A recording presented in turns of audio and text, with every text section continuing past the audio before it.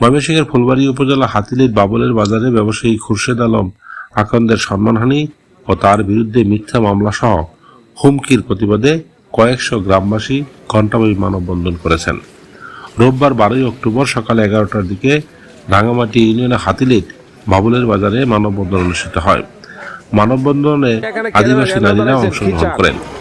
মানববন্ধন চলাকালে বক্তারা বলেন, খুরশেদ আলম আকন্দ একজন ব্যবসায়ী, ব্যবসা করে তিনি জীবিকা নির্বাহ করেন। বেশ কিছুদিন ধরে একটি কুচক্রী মহল খুরশেদ আলমের বিরুদ্ধে মিথ্যা অপপ্রচার করে সম্মানহানি করছে। এছাড়া বিভিন্ন অভিযোগ ও মামলা দায়ের করে হয়রানি করা হচ্ছে। এসব বন্ধ না করলে গ্রামবাসী উপজেলা সদরে মানববন্ধন সহ আরো কঠোর আন্দোলনের ডাক দেবেন। ব্যবসায়ী খুরশেদ আলম বলেন, আমাকে জড়িয়ে বিভিন্ন জায়গায় মিথ্যা অভিযোগ করে হয়রানি করছে স্থানীয় একটি প্রভাবশালী মহল।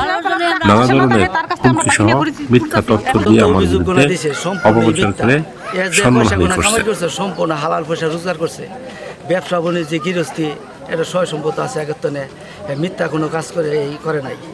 এটা হলো আমি দীর্ঘদিন যাবৎ ছোটোকাল থেকে ব্যবসা বাণিজ্য করে আসতেছি।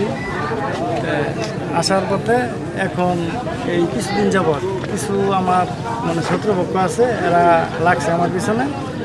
এরা ওই বিভিন্নভাবে বিভিন্ন পত্রিকায় বিভিন্ন সংবাদে এরা পেপারিং করে, তাও চুপ করে গিয়ে করে, পরে খুঁজে হয় না যে কারা করছে। এরা ওরকম কোনো পারতেছি না। এই করে আবার মিলের উপরে অভিযোগ, মিলের বিভিন্ন জায়গায় বিভিন্ন ডিপার্টমেন্টে বিভিন্ন জায়গায় অভিযোগ করে মিল পরে আপনার সরাই এলাইছে।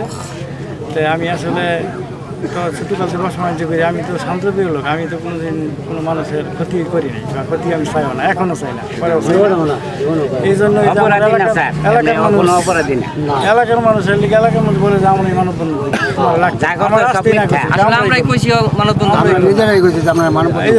বলতেছেন যে আপনাকে অন্যায়ভাবে হয়রানি করতেছে, পাশাপাশি আপনার